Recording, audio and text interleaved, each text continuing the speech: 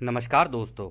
Law of one यानी एक का कानून, या कह लीजिए एक का ज्ञान, या कह लीजिए एक के तरीके, यह उसका 14वें सत्र का दूसरा भाग है।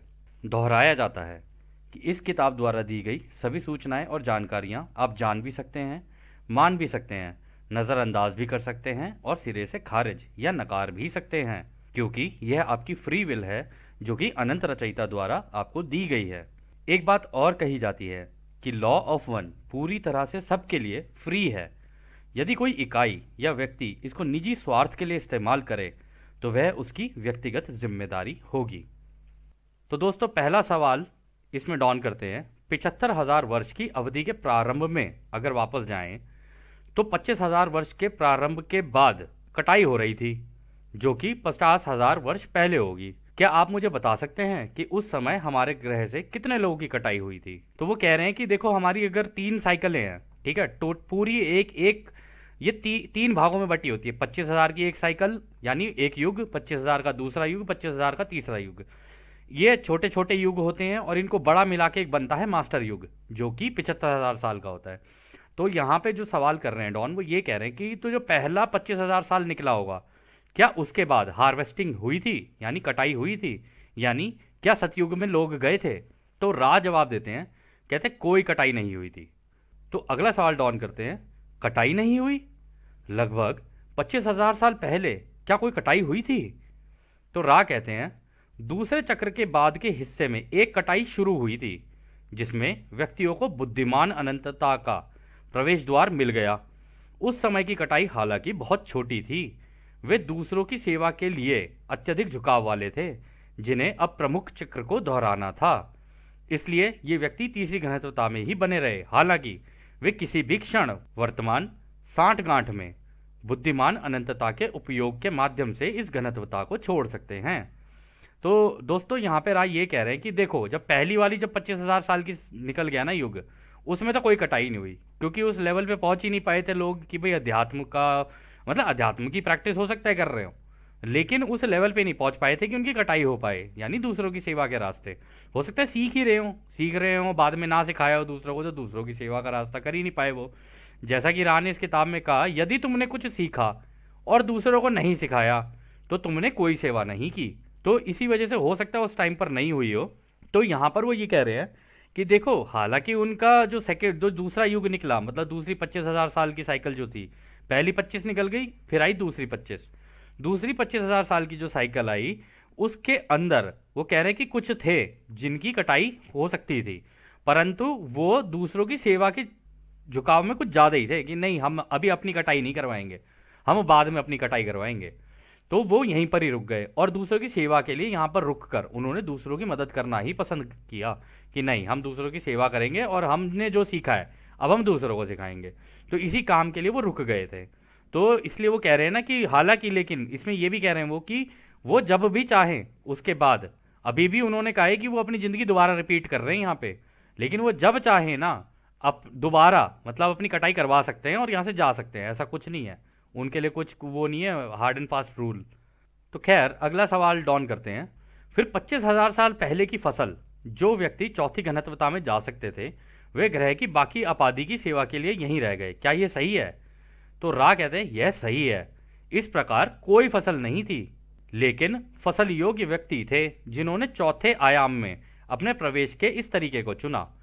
हाँ, तो रा यहाँ पर ये कह रहे हैं कि देखो, वैसे तो कोई फसल नहीं थी, क्योंकि भाई कोई जाना ही नहीं चाहता था, कह रहे, लेकिन फसल के लायक थे लोग, मतलब वो चाहते तो अपनी कटाई करवा के अपने जा सकते थे, ठीक है, अपना हार्वेस्टिंग करा के अपना निकल सकते थे कि भाई चलो अगला युग है, उसके अंदर अपना सतयुग मिलेगा अपने को, अपन निकलते हैं यहाँ से। लेकिन वो गए नहीं, कहते उन्होंने यहीं पे रह के ये इस तरीके को चुना कि अब हम चौथे युग, मतलब जो अगले युग में भी जाएंगे ना दोस्तों, अगले युग में भी ना अलग अलग लेवल्स होते हैं। तो हो सकता है वो इस वजह से रुक गए हों कि नहीं, जब अगले युग में भी अलग अलग लेवल्स हैं तो क्यों ना हम यहीं रह के वहाँ के अलग अलग लेवल्स के लिए भी यहीं से तैयारी कर लेते हैं। एंटर तो कर ही चुके हैं, लेकिन चलो कोई नहीं, यहीं रुक के अभी आगे की भी तैयारी करते हैं। और तो वो इस वजह से रुक गए थे। तो अगला सवाल डॉन करते हैं। तब पिछले 23,000 वर्षों से आप कुल 75,000 वर्षों के चक्र के अंत में अधिक से अधिक फसल पैदा करने के लिए सक्रिय रूप से काम कर रहे हैं। क्या आप एक के ज्ञान के संबंध में बता सकते हैं कि आप ऐसा क्यों कर रहे हैं? बस एक बयान के रूप में आप इसका कारण बता दीजिए। तो रा कहते हैं, हम रा नामक सामाजिक सामूहिकता के लिए बोलते हैं। हम आपकी सहायता के लिए आपके बीच आए हैं।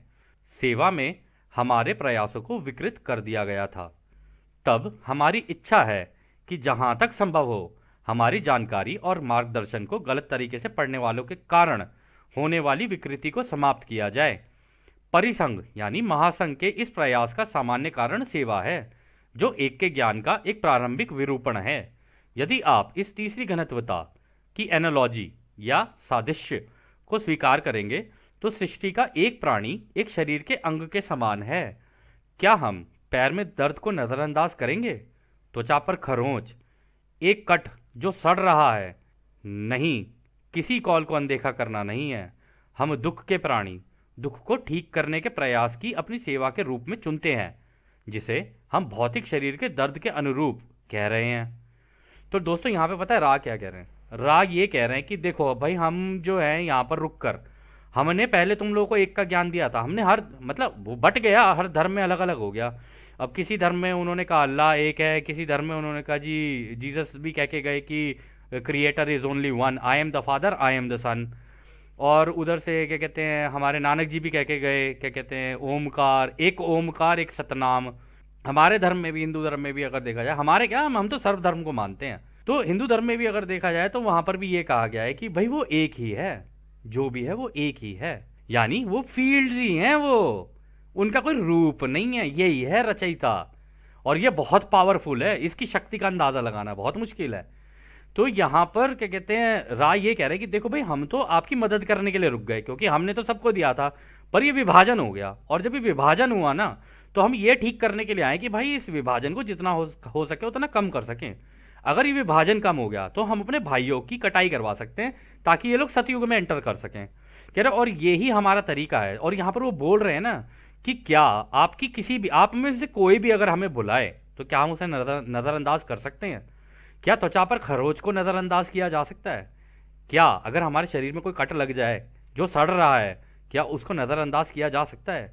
कह रहे तो हमारे भाई, हम बिल्कुल ऐसे ही हैं, हम तो दुख के दोस्त हैं। तुम हमें बुलाओगे, हम तो तत्पर तुम्हारी सेवा में खड़े हुए हैं। और दोस्तों सोचने वाली बात है, हमसे इतने शक्तिशाली कैसे कैसे इनके पास इन्होंने सिद्धियां प्राप्त कर रखी हैं, यहाँ से गायब हो जाएं, वहाँ से निकल जाएं, अपने आप को रोशनी के रूप से यहाँ से निकाल दें हमारे सामने, तो ऐसा लगे देखने में जैसे कि ओ हो पता नहीं क्या चीज़ निकल गई हमारी आँख के सामने। और लॉ ऑफ वन के तो काफ़ी स्टूडेंट्स ने ऐसे देखा भी है। तो जब वो देख चुके हैं ना, तो इसीलिए अब वो किसी बात पे विश्वास नहीं कर सकते, कोई कुछ भी बोलता रहे उनके सामने। वो कहते हैं हमने तो अपनी आंखों से देखा भाई जी, जब अपनी आंखों से देखा हुआ है तो अब किसी की बात के ऊपर विश्वास करने का कोई फायदा नहीं है। कहते हैं सच वही है जो तुमने खुद अनुभव किया हो।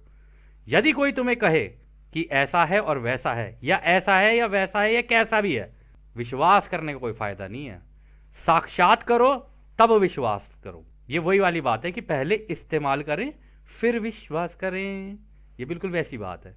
तो खैर अगला सवाल डॉन करते हैं, रा किस घनत्वता के स्तर पर हैं? तो रा कहते हैं हम छठी घनत्वता से हैं। हमारी सातवीं घनत्वता की ओर एक मजबूत झुकाव है।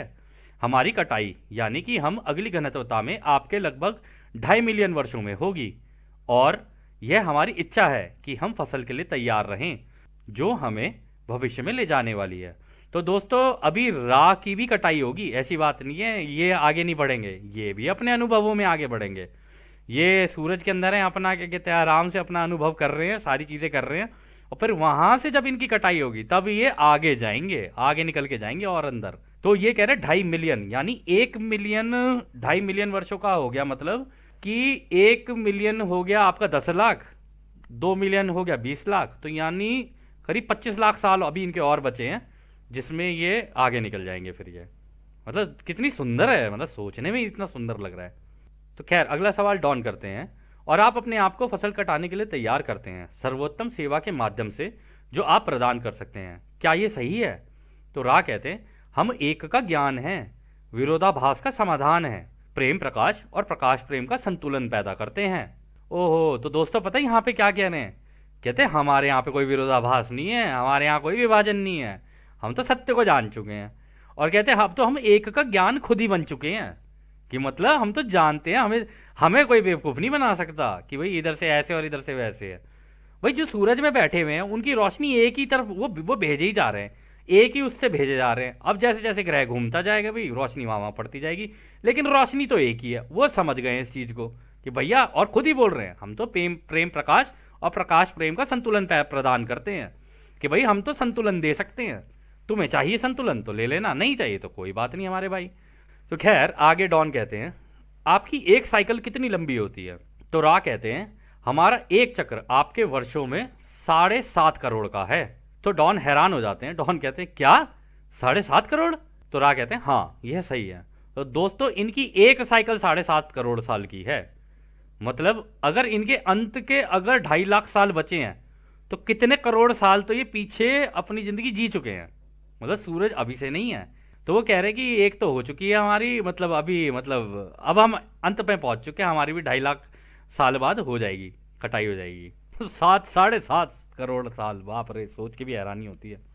तो अगला सवाल डॉन करते हैं, सेवा में एक का ज्ञान देने में क्या आप इस समय पृथ्वी के अलावा किसी अन्य ग्रह के साथ काम कर रहे हैं या सिर्फ पृथ्वी के साथ ही कर रहे हैं? तो रा कहते हैं, हम इस समय केवल इस ग्रह क्षेत्र के साथ काम कर रहे हैं, यानी पृथ्वी के साथ। तो अगला सवाल डॉन करते हैं, आपने कहा कि आपको पृथ्वी के 3,52,000 लोगों ने बुलाया था। क्या इसका मतलब यह है कि यह वो संख्या है जो एक के ज्ञान को समझेगी और स्वीकार करेगी? क्या मैं सही हूं? तो रा कहते हैं, हम आपके कथन की सत्यता का अनुमान नहीं लगा सकते हैं, क्योंकि कॉल करने वालों में से हर कोई अपने कॉल के उत्तर को समझ नहीं पाएगा। इसके अलावा वे लोग जो गंभीर ट्रॉमा में हैं, जो पहले हमें कॉल नहीं कर रहे थे, वे इस कॉल के उत्तर खोज करते हैं। कॉल में कोई समय स्थान नहीं है, इसलिए हम उन व्यक्तियों की संख्या का अनुमान नहीं लगा सकते हैं जो आपके भविष्य में सुनेंगे और समझेंगे। तो दोस्तों पता है वो क्यों नहीं लगा सकते अनुमान? अनुमान लगाना इसलिए मुश्किल है क्योंकि आपको याद होगा हम लोगों ने वो दिखाया था ना कि पृथ्वी की एक वो होती है, क्या कहते हैं, पृथ्वी एक उसके ऊपर टिकी होती है, एक लाइन के ऊपर टिकी होती है, वो घड़ी की तरह काम करती है, टक टक टक टक। अब जब तक पूरी घड़ी नीचे नहीं गिर जाएगी ना, वो समय टंग करके नहीं बच जाएगा ना, तब तक पूरी कैलकुलेशन नहीं होगी कि भाई कितने लोग हैं जिन्होंने एक्चुअली में कॉल किया हुआ है। लेकिन कॉल इसी तरीके से चलती है। इससे एक चीज़ हमें याद आई जो हम आपको बता सकते हैं कि कॉल कॉल का जो तरीका होता है ना वो ये होता है कि देखो, आप कॉलिंग आप चाहो तो आराम से मन में भी कर सकते हो, आप बाहर खड़े हो के आसमान की तरफ देखते हुए भी कर सकते हो, और ऐसे बुला भी सकते हो कि हमारे भाइयों, हमारे महासंघ के भाइयों जो उस अनंत, हमारे एक अनंत रचयिता के प्रेम और रोशनी में उसकी सेवा करते हो, हम आपको आमंत्रित करते हैं अपने अनंत रचयिता के प्रेम और रोशनी में। तो आप आसमान में देखेंगे तो हो सकता है अगर आपके अंदर बिना भेदभाव और बिना विभाजन के अगर आप ये करेंगे तो हो सकता है आपके साथ ऐसा हो जाए। और दूसरी चीज, जब ये कॉलिंग होती है ना, रचयिता को पता है कैसे दिखता है? रचयिता को ऐसे दिखता है, ये बिल्कुल लॉ ऑफ स्क्वायर्स लगती है इसके अंदर। अब हम ये आपको इसलिए बताते हैं कि देखो लॉ ऑफ स्क्वायर्स इसमें कैसे लगती है। यदि आप किसी टीवी शोरूम के अंदर जाकर देखें, मतलब आप देखें कि भाई 1 टीवी, 2 टीवी, 4 टीवी, 10,000, मतलब उसके अंदर करीब 20-25 टीवी लगे हुए हैं। अब हर टीवी के ऊपर अलग अलग अलग कोई फिल्म चल रही हो तो आपको कभी पता नहीं चलेगा कि भाई क्या चल रहा है। मतलब एक देखोगे दूसरा देखोगे, आप हल्के से कंफ्यूज से रहोगे। लेकिन अगर सभी टीवी के ऊपर एक ही फिल्म चल जाए तो क्या आपको बेहतर नहीं दिखेगी? रचयिता को भी चीजें बेहतर उसी तरीके से दिखती हैं कि सारे ही बच्चे एक चीज मांग रहे हैं, और जब सारे ही बच्चे एक चीज मांगने लगते हैं तो रचयिता को फिल्म साफ दिख जाती है कि अच्छा ये मांग रहे हैं, ये जब इन्होंने मांग ही लिया है तो इन्हें दे ही देता हूं मैं। विभाजन के कारण सब इधर उधर हो गए, सब इधर उधर मांग रहे हैं और सब इधर उधर भाग रहे हैं, लेकिन सारे एकजुट होके मांग ले तो रचयिता कहते हैं ये लो, तुमने मांगा है तो मैं दूंगा, क्योंकि उनको दिख जाता है कि हाँ भाई तो सारे टीवी एक जैसे ही बोल रहे हैं जितने भी हैं। ये बिल्कुल उसी तरीके से चलता है। तो खैर अगला सवाल डॉन करते हैं, आप सर्विस कैसे करते हैं? मतलब आप अपनी सेवाएं कैसे देते हैं? आपने पिछले 2300 वर्षों में एक के ज्ञान को कैसे साझा किया है? आपने पृथ्वी के लोगों को यह ज्ञान कैसे प्रदान किया है? तो राह कहते हैं, हमने इस तरह के चैनलों का उपयोग किया है जैसे कि तुम हो, लेकिन ज्यादातर मामलों में चैनल हमारी पहचान या अस्तित्व के बारे में जागरूक हुए बिना सपनों और दूरदर्शिता यानी विजन से प्रेरित महसूस करते हैं। लेकिन इस विशेष समूह को ऐसे संपर्क को पहचानने के लिए विशेष रूप से प्रशिक्षित किया गया है। यह इस समूह को सूचना के एक फोकल या कंपन स्रोत के बारे में जागरूक होने में सक्षम बनाता है। तो दोस्तों पता है वो क्या क्या कह रहे हैं? कह रहे हैं कि पहले के ज़माने में तो हम लोग ये करते थे, मतलब 2300 साल पहले तो हम लोग ये करते थे कि भाई मान लो कोई अपनी उसमें ध्यान अवस्था में बैठा है, दूरदर्शिता कह लो या दिव्य दृष्टि कह लो। दूरदर्शिता यहाँ पे जो उन्होंने बोला ना, आपको आपने सुना होगा दिव्य दृष्टि, है ना? पहले के ज़माने में भी होती थी, और रामायण में भी आपने सुना होगा कि भाई प्रभु राम के पास भी दिव्य दृष्टि थी, है ना? तो ये क्या कहते हैं, दिव्य दृष्टि पता है कैसे काम करती है? इसे रिमोट व्यूइंग बोलते हैं अंग्रेजी में। यदि आप ध्यान अवस्था में चले जाओ तो आपकी आंखों के सामने ना विजन आने शुरू होंगे, या तो विजन आ जाएंगे, जैसे हमने बताया चिकोटी काट लेगी या कुछ हो जाएगा, या खुशबू आनी आ जाएगी, या कहीं पर भी एकदम कंपनता महसूस होगी सर के अंदर या सर के पीछे या सर के ऊपर या कानों के आसपास, जैसे किसी ने कानों पे जैसे टच करके कोई चला गया हो आपको, ठीक है? तो इस तरीके से ऐसा महसूस होगा। तो उस टाइम पे मुस्कुराहट भी आ जाती है खैर चेहरे पर। तो वो कहते हैं हाँ, या तो हमने सपनों के द्वारा दिए, कि लोग जो सपनों में थे सपनों के द्वारा भी दे देते हैं ये, इसलिए कहते हैं अपने सपनों के ऊपर खूब ध्यान रखना चाहिए। आप इन्हें कहेंगे ना, आप हमें हमें हमारे सपनों में दे देना इन्फॉर्मेशन, तो सपनों में भी इन्फॉर्मेशन दे देते हैं ये आपको। बट वही है, मांगोगे तो मिलेगा, नहीं मांगोगे तो कुछ भी नहीं मिलना। और ये जो दिव्य दृष्टि है वो आप ध्यान अवस्था में जाके कोई भी कर सकता है। ये ऐसा नहीं है कि आपको कोई बहुत बड़ा सक्षम होने की जरूरत है इसके लिए, कि अरे जी मेरे से तो होगा नहीं, ये नहीं, एक बार नहीं होगा, दूसरी बार नहीं होगा, तीसरी बार नहीं होगा, चौथी बार पांचवी बार हो जाता है। ये अभ्यास होता है। हम लोगों को जितना हम लोगों ने मेडिटेशन के बारे में पढ़ा, हमको एक चीज समझ में आई, मेडिटेशन कुछ भी नहीं है, अभ्यास है बस। कहते हैं करत करत अभ्यास के जड़मति हो सुजान, मतलब कि जितना तुम प्रैक्टिस करते रहोगे ना, तुम उस चीज में सक्षम हो जाओगे। अब फिर वो चाहे क्रिकेट खेल लो, फुटबॉल खेल लो, या ध्यान कर लो, कुछ भी कर लो, आप सक्षम हो जाओगे उसके अंदर। तो वो यहाँ पर वो यही कह रहे हैं कि इस तरीके, ये तरीके हैं जिससे हम लोगों ने सूचनाएं दी। कह रहे लेकिन ये जो ये क्या कहते हैं, जिम और ये कार्ला और ये डॉन, इन तीनों को तो हम लोगों ने ट्रेन किया इसके लिए। और दोस्तों ये एक्चुअली जब ये किताब आई थी ना, इससे पहले भी इनकी कई किताबें आई हैं, जैसे वॉइसेस ऑफ कन्फेडरेशन हो गई, सीक्रेट्स ऑफ द यूएफओज हो गई।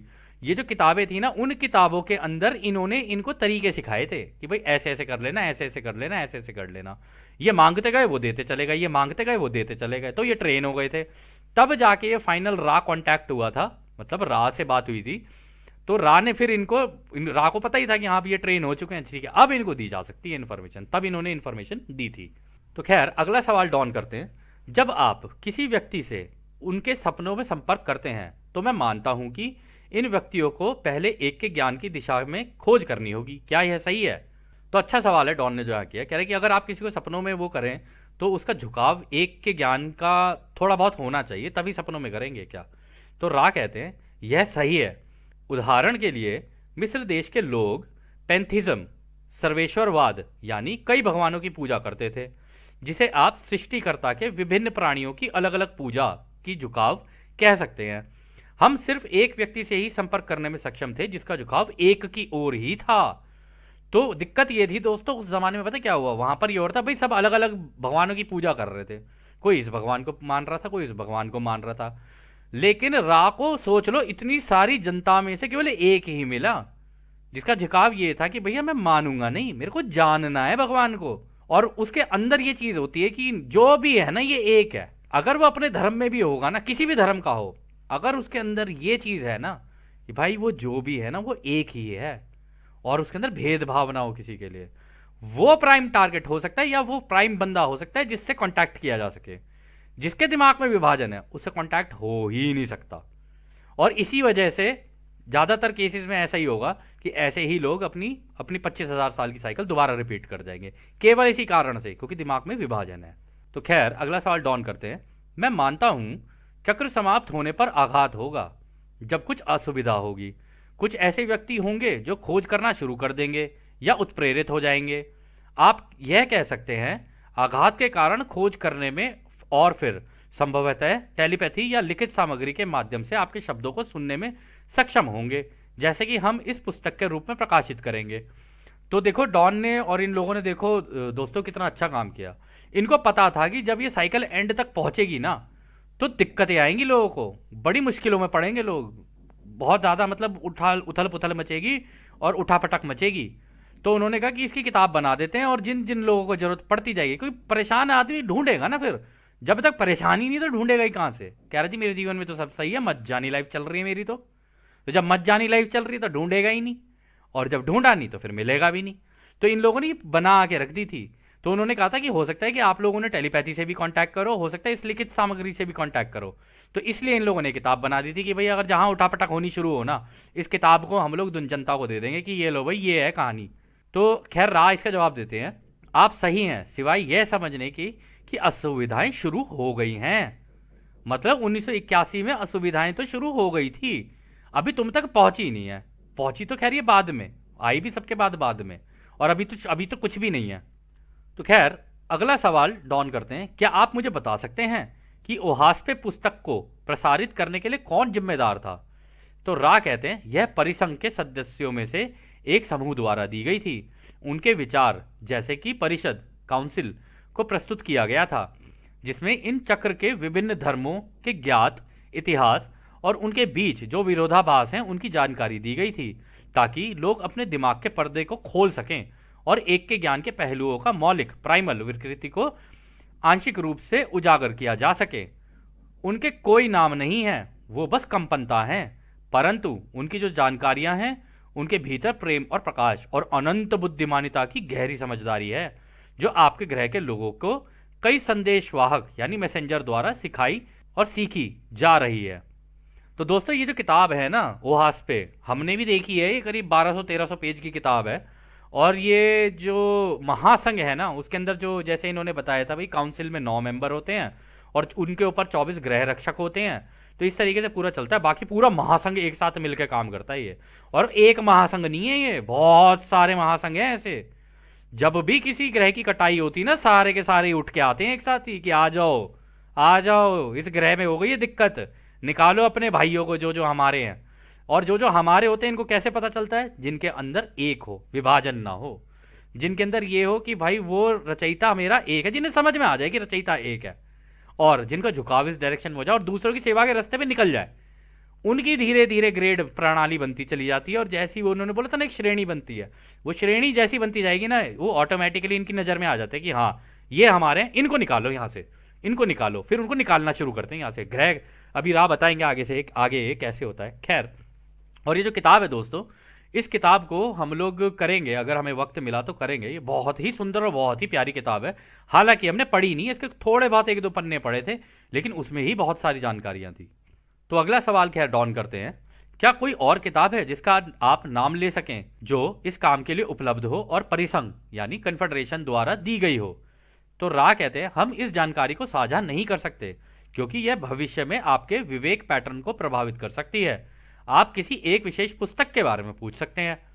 विवेक पैटर्न का मतलब समझ रहे हैं दोस्तों? कहते हैं कि हमने किताबें तो बहुत, यहाँ पे इंफॉर्मेशन तो बहुत दी है अलग अलग किताबों में, कह रहे लेकिन अगर वो सारी तुम्हारे सामने आ गई ना तो तुम अपना विवेक खो दोगे। कह रहे इसलिए हम लोग तुम्हें वो सारी की सारी इंफॉर्मेशन नहीं दे सकते, और तुम्हारे भविष्य को तो हम बिल्कुल भी वो नहीं कर सकते। तुम्हारी जिंदगी जैसे चल रही है, तुम डिसाइड करो कि तुम्हें क्या करना है। तो अगला सवाल डॉन करते हैं, द यूरेंथिया बुक, जिसे मैंने पढ़ा नहीं है, किसने दिया? तो दोस्तों एक किताब है जिसका नाम है यूरेंथिया, वो उसी के बारे में बात चल रही है। तो राह कहते हैं यह पृथ्वी की आंतरिक परतों यानी पाताल लोक के अलग अलग प्राणियों की एक श्रृंखला द्वारा दिया गया, जो कि अभी जीवित नहीं है। यह सामग्री परिषद द्वारा पारित नहीं की गई थी। तो दोस्तों ये पता है किसकी बात कर रहे हैं पाताल लोक में? ये उनकी बात कर रहे हैं जो लोग मर तो चुके हैं लेकिन अभी नीचे पाताल लोक में हैं अभी, क्योंकि अलग अलग लोक है। जैसे उन्होंने बताया ना एस्ट्रल प्लेन्स, पहले पाताल लोक में आएंगे, फिर पाताल लोक से हल्का सा ऊपर जाएंगे, फिर हल्का सा ऊपर, फिर बाहर निकलेंगे, हीलिंग होगी, फिर ऐसे ऐसे करके आगे निकलेंगे। कह रहे कि उन लोगों ने ये जानकारी दी थी मरने के बाद। कह रहे लेकिन ये जानकारी परिसंघ ने यानी महासंघ ने पारित नहीं की है कि भाई ये अलाउ कर दियो कि यहाँ दे दो, क्योंकि उनकी जानकारी सीमित है। ठीक है, उनकी जानकारी सीमित है। महासंघ को पूरा ज्ञान है, पूरे ब्रह्मांड की नॉलेज है, वो तो कहीं से भी निकाल के दे सकते हैं, वो तो खुद रचयिता के दिमाग से निकाल के दे सकते हैं ना। तो खैर अगला सवाल डॉन करते हैं, एडगर केसी सामग्री में एडगर केसी के माध्यम से किसने बात की थी? तो रा कहते हैं एडगर केसी के माध्यम से किसी भी इकाई ने बात नहीं की। तो दोस्तों एडगर केसी भी ना अपने टाइम का एक, इसको बोला जाता था कि हाँ ये फ्यूचर बताया था, जैसे नॉस्ट्राडामस और ये सारे थे। तो एडगर केसी भी ऐसा ही था। तो वो कह रहे थे कि एडगर केसी को हम में से तो किसी ने नहीं दी। तो डॉन कहते हैं एडगर केसी ने जो चैनलिंग की थी उसकी जानकारी कहाँ से आई?